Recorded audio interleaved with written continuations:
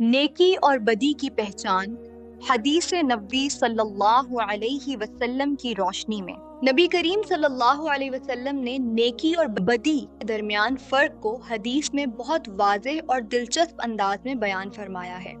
नेकी और बदी की पहचान दिल के इत्मीनान और शक की बुनियाद पर बताई गई है।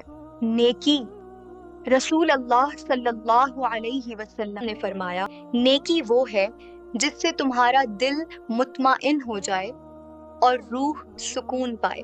बदी या बुराई, बुराई के बारे में आप सल्लल्लाहु अलैहि वसल्लम ने इरशाद फरमाया, बदी वो है जो तुम्हारे दिल में खटके और तुम्हें शक में डाल दे और तुम ये पसंद ना करो कि लोगों को उसके बारे में पता चले। मुख्तसर वजाहत, इस हदीस का मफहूम ये है कि अल्लाह ताला ने इंसान के अंदर एक अखलाकी कुतब नुमा ज़मीर रखा है।